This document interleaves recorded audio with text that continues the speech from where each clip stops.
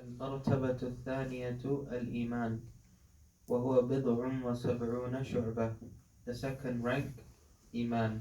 It is of 70 odd بضع parts, شعبة. فأعلاها قول لا إله إلا الله وأدناها إماطة الأذى عن الطريق والحياء شعبة من الإيمان. The highest part is the declaration, none has the right to be worshipped but Allah. And its lowest part is removing something harmful from a pathway. And modesty is a part of Iman.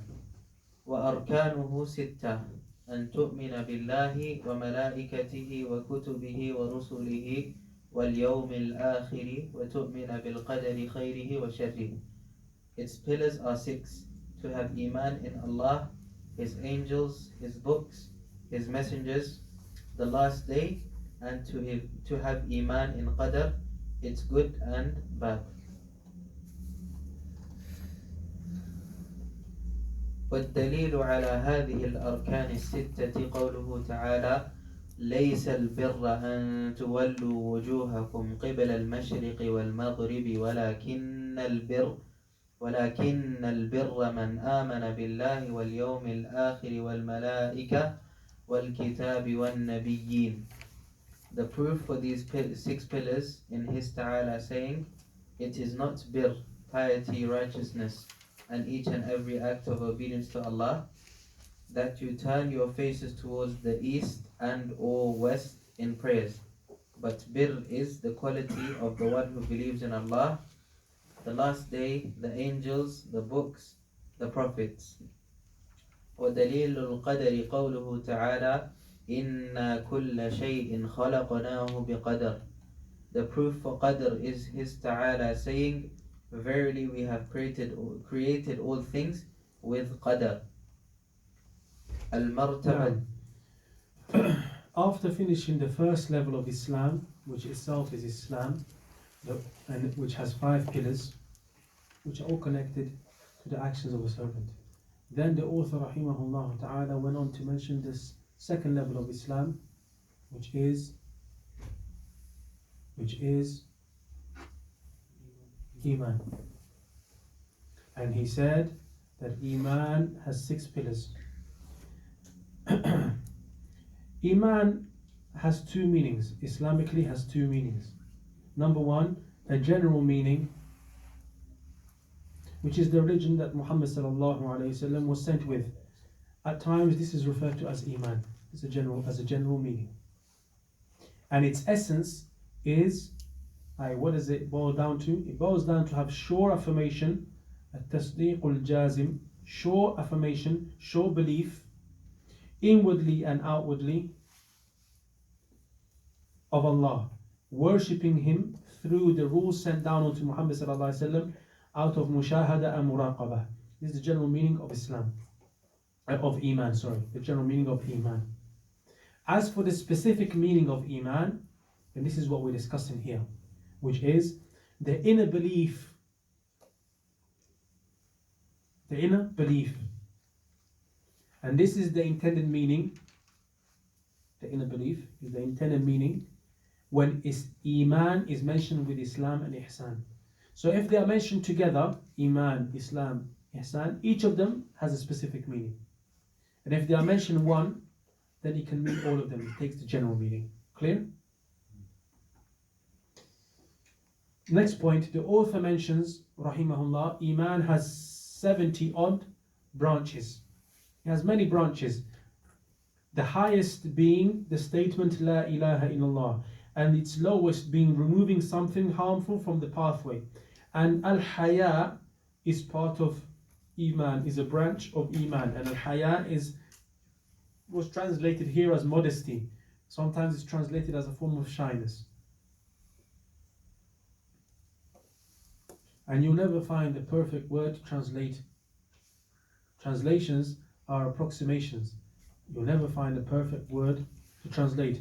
And it's one of the reasons we mentioned that this is the lessons that we do are called introductions. As long as they are in the English language, they are mere introductions. And that indicates the importance of the Arabic language. For you to have a deep understanding of the religion, you need to try to learn Arabic. You can have an understanding of Islam. You can understand in general what Islam means. Enough to worship your Lord, yes. But if you want to be a student, then you need to have knowledge of the Arabic language. So the branches of Iman are of different, or Iman comprise of different things. Actions, like removing something from the road. Statements, like La ilaha illallah. And belief, actions of the heart, like Haya, is the action of the heart. And it's of different levels, because they're the highest and the lowest. So this is all, these are the 5 points. If you study the book Foundations in Aqidah, you'll see that most of that book is taken from Thalaathah al-Usool, but it's just broken down in order for the person to memorize. So we mentioned in Foundations of Aqidah that there are 5 parts to the definition of Iman. Those 5 parts are belief in the heart and actions of the heart. That's like Haya, the modesty that a person has. And we said Iman also is actions of the limbs. And that's like moving something on the pathway, harmful from the pathway. And also we mentioned that one of the 5 points of definition of Iman is the statement of the tongue, like saying La ilaha illallah. And we said that it increases with obedience and decreases with disobedience. And this can be indirectly found in the ayah, in the hadith, that it has high parts and it has no parts. So it's of different levels.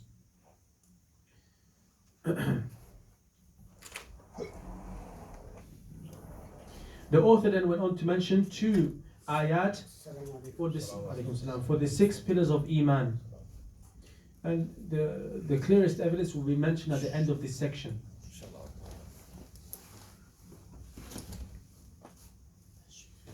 And when a person looks at the Quran and the Hadith comprehensively and researches them properly, exhaustively, then he finds that there is a minimum level of Iman, of belief, that every Muslim has to have for his belief to be correct. There's a base foundation that every person has to have for the belief to be correct. And this is through a process called al-istiqra. So every pillar has a certain level. The belief in Allah has to have the following in order for it to be correct at a minimum level. The person has to believe that there exists a Lord who is deserving of worship, who has the most beautiful or perfect names and attributes, exalted attributes. So the minimum level of Iman, when you say that you believe in Allah, is that a person believes that there is a Lord, there exists a Lord, a creator, sustainer, and so forth, who is deserving of worship, who is the only one deserving of worship, who has perfect names and exalted attributes. The minimum with regards to the belief in the angels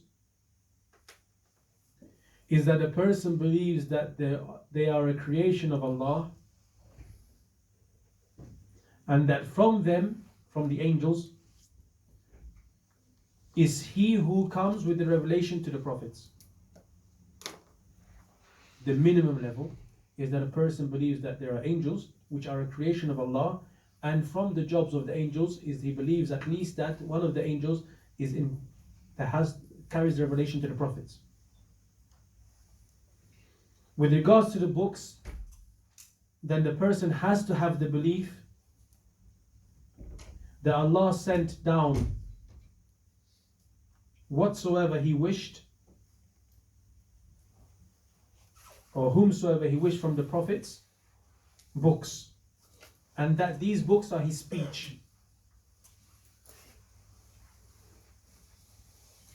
So that the prophets could judge between the people.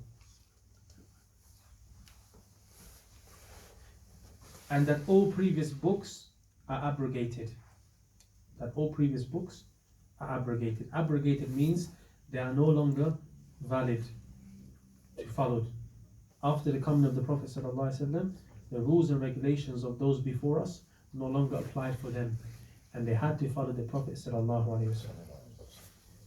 The sufficient and obligatory level of Iman with regards to messengers is that Allah sent to Nas messengers from men, from amongst them, to command them with the worship of Allah, and that the last of them, of the messengers, is the Prophet Muhammad sallallahu alaihi wasallam. That Allah sent to mankind, to Nas, people from amongst them, to tell them to worship Allah, to command them to worship Allah, and that the last messenger is Muhammad sallallahu alaihi wasallam. The obligatory level with regards to the last day is the belief that we will be raised up on a great day, the day of standing, the day of Qiyamah, for the recompense of the creation, i.e. for the person to be given back. Whoever done good will receive good, and that is paradise. May Allah subhanahu wa ta'ala makes us amongst those people. And whoever done bad will receive what he done, and the recompense will be the fire. And the obligatory with regards to the qadr, the obligatory level, the sufficient level with regards to the qadr, is the belief that Allah ordained, i.e. decreed. He prescribed certain things from the good or the bad before it happens, and that nothing can happen except with the will of Allah and His creation.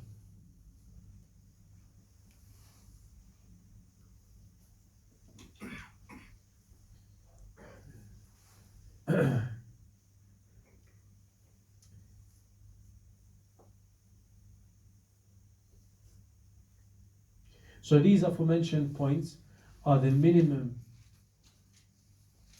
levels that a person needs for his or her Iman to be correct. And the way they were derived is by looking at the ayat and ahadith in general together. And that process is called istiqra. And I'll give you the reference because this is an important point. The explanation of this by Sheikh Saleh al-Usaymi.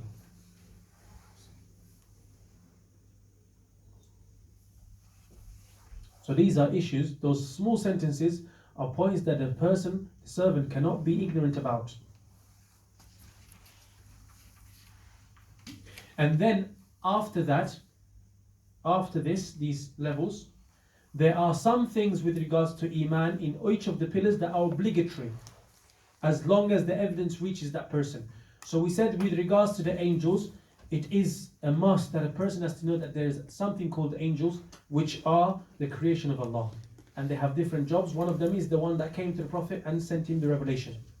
Okay, if you ask a person, do you believe in Jibreel, the angel Jibreel, and he says, I don't know, then his Iman is still correct.